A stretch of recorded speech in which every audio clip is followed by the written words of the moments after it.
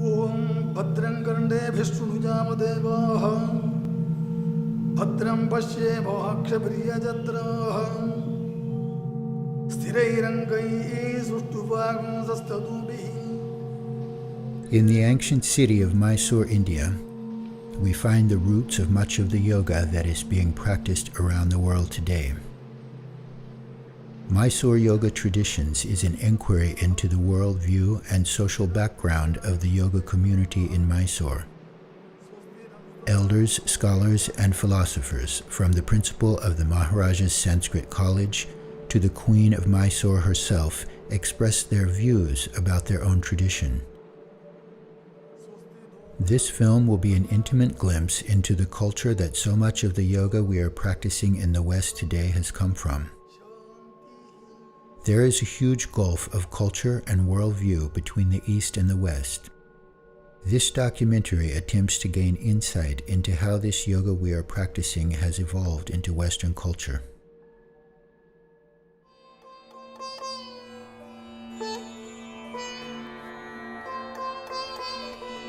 Whether you practice the dynamic series of Pattabi Joys, he learned here, he is studying here, he practiced here, the refined alignment of B.K. Sayengar, also learned here, entire contribution given to my college, the classical posture of Indra Devi or the customized vinyasa of Krishnamacharya. To my mind, your practice stems for one soul, that is Thirumalai Krishnamacharya Muchukunte. How old are the asana sequences that are so commonly practiced? Are they ancient or are they recent innovations? That is way back in the 30s and 40s, when I was a boy, my father thought I send him to a yogashala. Sri Krishnamacharya believed in a kind of innovating. There was nothing like a set, fixed kind of postures.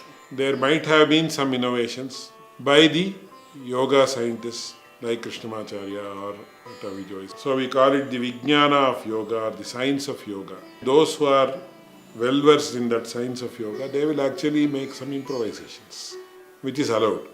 The term vinyasa is very interesting. Visheshaha nyasaha vinyasaha. How did this popular vinyasa practice get from India to the West, and how has it evolved? David Williams, he was a young guy, young hippie guy. So he was sitting and watching, he was so happy to say, oh my God, this is why I came to India to learn this. The passionate philosophers of the community convey their views about the way yoga is being practiced around the world today. You don't see any love-giving yoga teachers anymore. Everybody wants to control you. You see, in yoga we don't control. You have to enjoy and be happy. In the West, they have concentrated on the physical attitude of yoga. It cannot stand with universal philosophy. The importance to the asana is the very modern thing. Strong physical adjustments. For what purpose? If you cannot do that posture, don't worry, go to the next one, enjoy it. Get realization. That is the purpose of this yoga.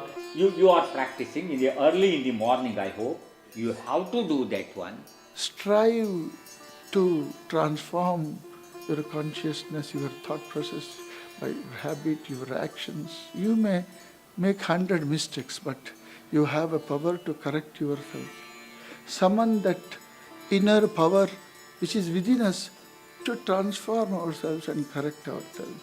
Your soul and my soul, both souls are equal proportion. There is no caste, there is no color for knowledge and soul. Every human being has got a right to spirituality and spiritual experience. Should we not ask for that? Please try to climb it.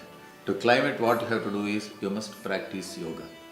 Here, what yoga means, it is not merely physical exercise. On the other hand, step by step, how you can go to the level of samadhi and enjoy the essence of your life